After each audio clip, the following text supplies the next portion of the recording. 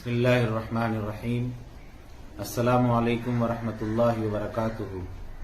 मुअज़्ज़ज़ उलमाए किराम, आइम्माए अज़ाम, मसाजिद के जिम्मेदारान और समाज के सोशल वर्कर हजरात, ईद उल अज़हा के पेश नज़र चंद बातें आप हजरात के सामने पेश कर रहा हूँ।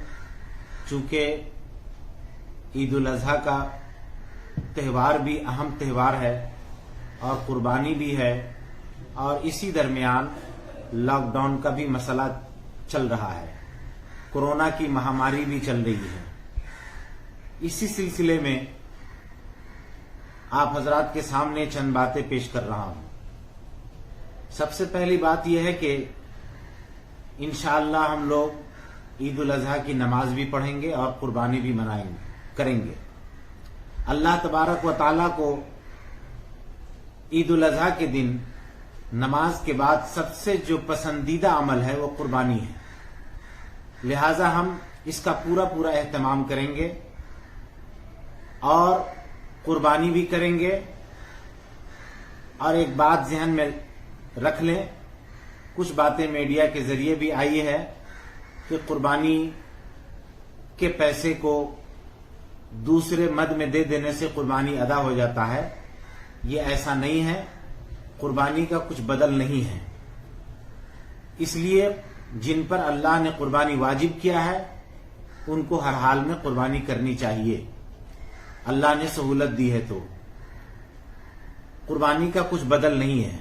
दूसरी बात यह है कि इस वक्त खुसूसन कलकत्ता में जो रेड रोड में बड़ी जमात होती थी, इस वक्त वो जमात ईद उल अज़हा में नहीं होगी। गुज़श्ता ईद उल फित्र में भी वहां जमात नहीं हुई। मुसलमानों की बड़ी तादाद ईद की नमाज से महरूम हो गई। लेकिन चूंकि इस वक्त मजहबी मकामात खुले हुए हैं, अलबत्ता हेल्थ डिपार्टमेंट का जो गाइडलाइन है उसको मानते हुए सोशल डिस्टेंसिंग के साथ और साफ सफाई का पूरा ख्याल रखते हुए, मास्क लगा करके सैनिटाइज का पूरा ख्याल करते हुए हम ईद उल अज़हा की नमाज भी पढ़ेंगे। अलबत्ता बहुत बड़ी गैदरिंग नहीं करनी है।